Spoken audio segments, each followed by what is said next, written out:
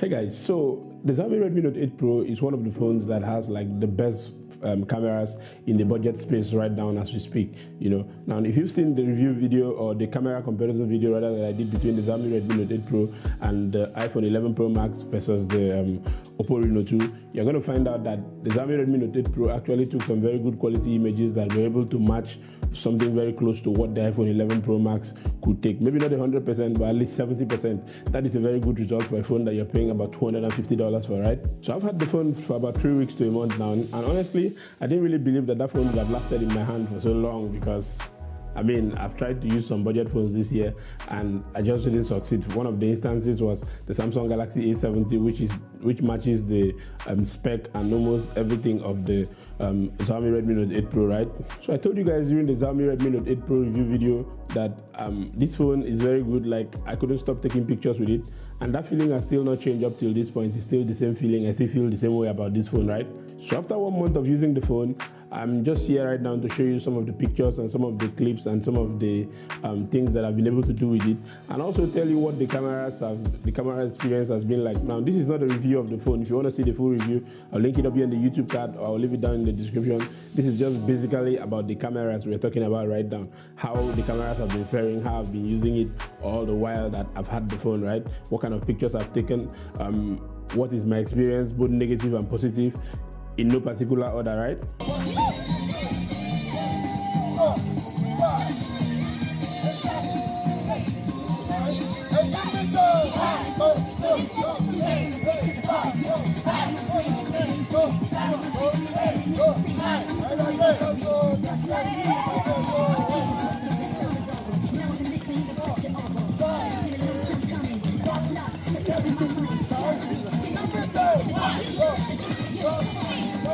There's more ones for the middle.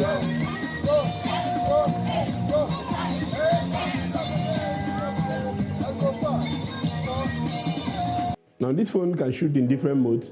It can shoot in wide angle, it can shoot macro shots, it can shoot telephoto, and it can also shoot a 64 megapixel high definition photo. Just a quick background, the phone has a 64 megapixel main lens, an 8 megapixel ultra wide angle, then it has a 2 megapixel depth of field lens, and also has a 2 megapixel macro lens, right? So when you try to take pictures, these lenses combine together and produces very nice high quality photos. So when you bring out the phone out to take pictures, one of the first modes that you're going to take pictures in is a native 16 megapixel mode, which is the default mode when you bring out the phone and open the camera app. But you can actually decide to take pictures in the dedicated 64 megapixel mode, which we will actually see there. And this is the same thing with the Xiaomi Redmi Note 8, regular Note 8 too. You can actually switch to the dedicated 64 48 megapixel mode.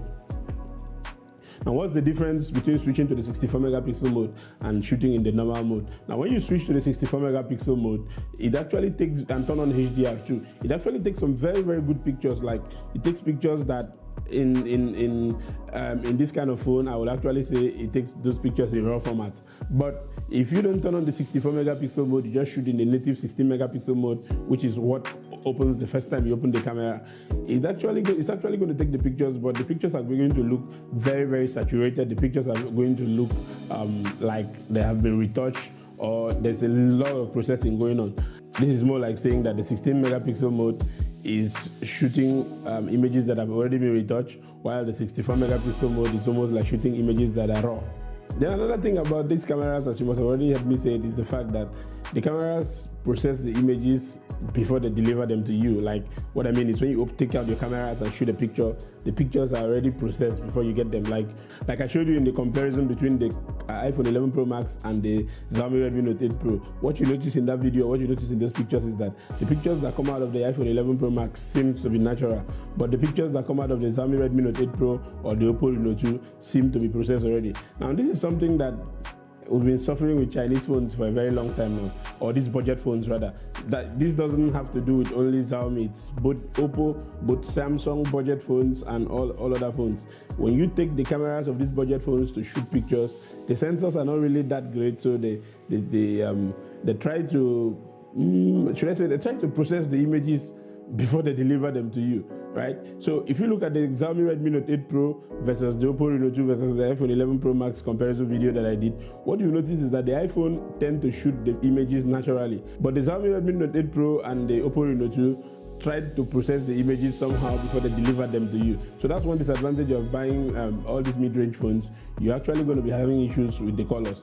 Now, talking about colors, that's one thing I had to struggle all through the while I was using this phone. Why? Because the color profiles are not consistent. Like if you shoot in wide angle, it will give you a different color temperature. You should one time zoom in, the color temperature changes. If you shoot a shot that is very close or wide angle, the color temperature changes. So that's one thing I kept struggling with this phone, and I think I don't really like that. I would like consistency and all that. But again, this is a budget phone, yeah?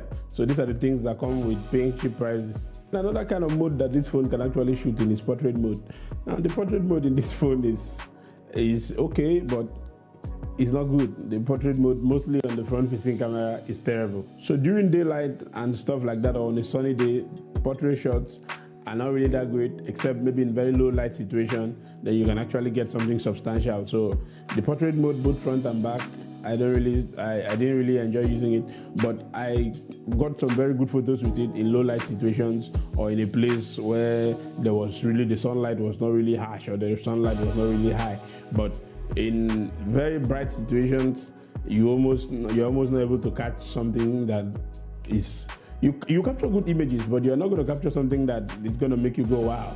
So I didn't find myself using the portrait mode that much. Then where I really like these cameras, or where these cameras actually made me really happy, is when I was taking shots like wide angle shots in daylight situations, or even inside my studio and all that. It was awesome. Like, it takes very good wide angle shots, even though when it takes wide angle shots, you notice the fact that there's a color shift. I don't really mind. Like, the wide angle shots are super okay for me, you know. So, and what I noticed is that the cameras really go wide. You know, it can really shoot. It shoots as wide as the iPhone 11 Pro Max. So that is something you should keep in mind.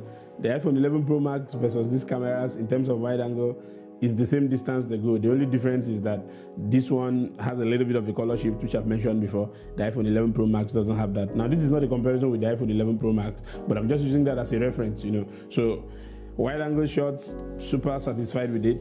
And it took some very good memory shots when I went out with it, you know. So I'm okay with that. And for the night mode, which is a feature that most people really use, I don't really use night mode that often because I don't really like taking pictures at night.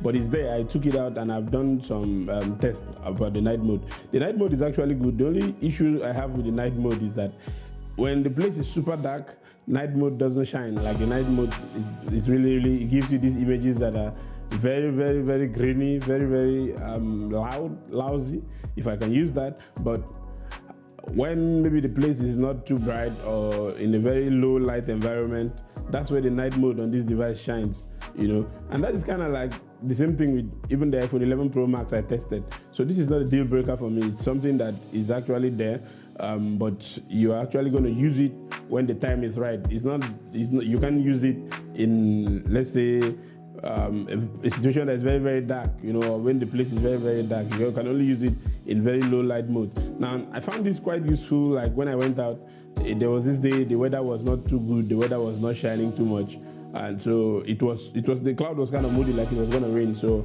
I tried to take the picture, I took it, then I turned to night mode, though it was daylight, and the images actually came out better. But the only thing is that the images looked a bit washed out, but that was not a deal breaker. The images were actually okay. So night mode is a go. And there is a 20 megapixel front facing camera on this phone. And I found myself using that, but I didn't really use it enough because, or I didn't really use it that much. Why? Because I ended up with images that are sort of like, they're a bit loud, they're a bit overexposed, or the colors are a bit off. So I didn't really use it that much. But that notwithstanding, it actually took very good photos. My only issues with it is what I just said now about the colors not being accurate. But as I said earlier on in the video, this is the part that most of these Chinese phones or most of these budget phones are guilty of. So it's not just the Redmi Note 8 Pro. That's why I don't really use the budget phones to take selfies. But this one is actually okay. 20 megapixel actually live up to its expectation. What's my final verdict? I don't want to bore you with more details of how I have taken pictures, but my final verdict here is that this phone actually takes some very good pictures in daylight situation, and like every other phone, it doesn't perform that well under low light situations. Now this is not a deal breaker because I mean I have the iPhone 11 Pro Max too, so I've been using both of them side by side to do this comparison and to see how the quality is on both sides. So what you will notice is that both phones, even though the other one costs $1,000, the other one costs $250, they are not so great at taking pictures in low light situations. Now the reason why I'm referencing the iPhone once again is so that some of you will not think that, okay, because the phone is not expensive, it's a cheap phone, then so it only shines in daylight. Every phone does that. Every phone only shines in daylight. So the iPhone 11 Pro Max and the Xiaomi Redmi Note 8 Pro, the images are just a little bit different apart. But that being said, the Xiaomi Redmi Note 8 Pro is a very good phone. Like, I have enjoyed these cameras every step of the way, right?